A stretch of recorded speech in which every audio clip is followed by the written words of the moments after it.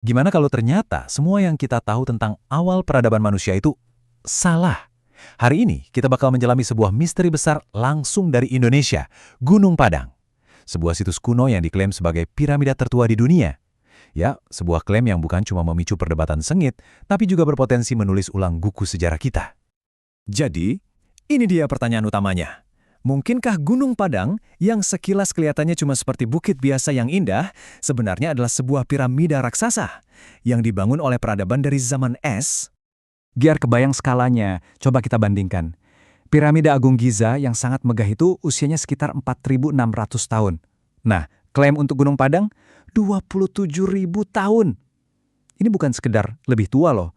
Kalau ini benar, artinya pembangunnya hidup di tengah-tengah zaman es, jauh sebelum kita kira peradaban canggih itu ada. Oke, kita masuk ke bagian pertama. Piramida yang lebih tua dari sejarah. Mari kita bedah klaim super kontroversial yang memulai semuanya. Jadi, pada tahun 2023, ada sebuah makalah ilmiah yang mengusulkan kalau Gunung Padang itu bukanlah bukit alami, melainkan sebuah piramida kuno. Nah, penelitian ini dipimpin oleh seorang geolog dari Indonesia, Denny Hilman Natawijaya. Timnya, antara tahun 2011 sampai 2014, pakai teknologi canggih buat ibaratnya mengintip ke dalam bukit ini. Mereka mencoba mengungkap rahasia apa sih yang sebenarnya terpendam di bawah sana. Bagian 2, menggali bukti. Jadi, bukti apa sih yang mereka temukan sampai bisa bikin klaim seheboh ini? Coba perhatikan lapisan-lapisan ini. Tim peneliti mengklaim ini bukan lapisan geologis alami. Di permukaan, ada unit 1, umurnya sekitar 3.000 sampai 4.000 tahun. Tapi kalau kita gali lebih dalam, ada unit 2, umurnya sekitar 8.000 tahun. Dan yang paling bikin geger, unit 3 di bagian paling bawah, diklaim berusia sampai 27.000 tahun. Ya, angka inilah yang jadi pusat perhatiannya, 27.000 tahun. Kalau ini benar, artinya garis waktu peradaban maju harus kita mundurkan ribuan tahun. Ini bahkan akan membuatnya lebih tua dari Göbekli Tepe di Turki yang sampai saat ini dianggap sebagai situs megalitikum tertua di dunia. Terus gimana caranya mereka bisa dapat angka itu?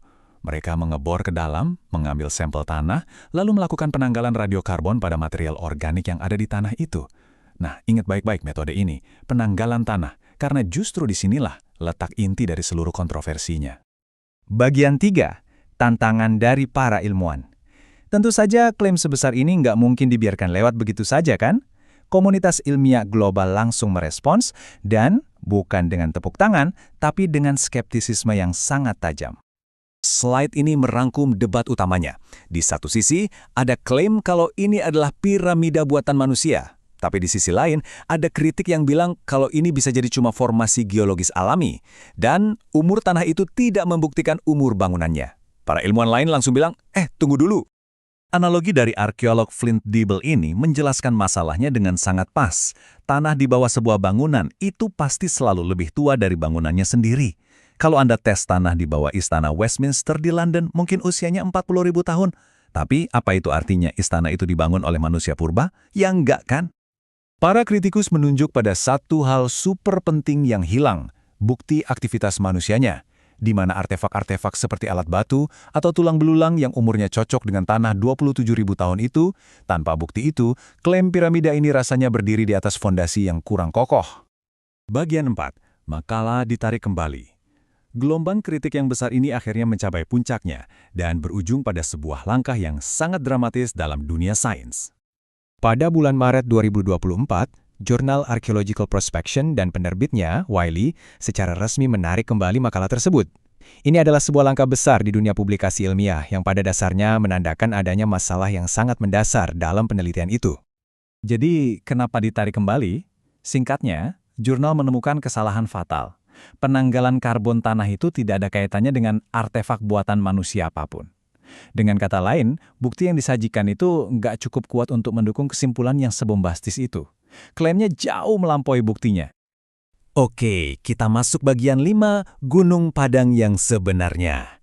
Jadi, kalau bukan piramida dari zaman es, lalu apa dong sebenarnya Gunung Padang ini menurut konsensus ilmiah? Nah, konsensus ilmiahnya adalah Gunung Padang merupakan sebuah punden berundak. Ini adalah sebuah struktur suci bertingkat yang sangat khas dari tradisi megalitikum di Indonesia, yang biasanya digunakan untuk pemujaan leluhur. Jadi, ia dibangun di atas puncak gunung berapi purba, bukan sebagai piramida, tapi sebagai tempat sakral yang menyatu dengan alam. Jadi, poin krusialnya begini.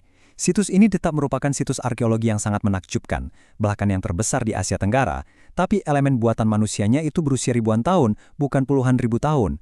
Fondasinya adalah bukit vulkanik alami, bukan inti piramida yang sengaja dipahat.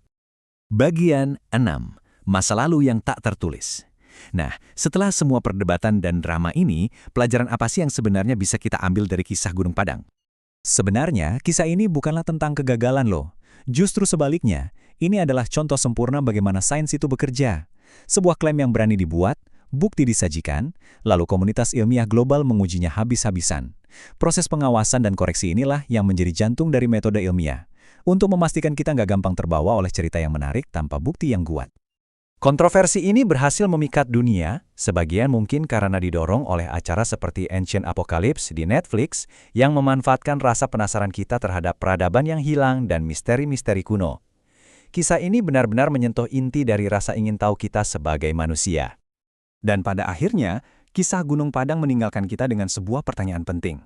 Bagaimana kita menyeimbangkan hasrat kita akan penemuan yang bisa mengubah dunia dengan tuntutan akan bukti ilmiah yang ketat dan tidak terbantahkan.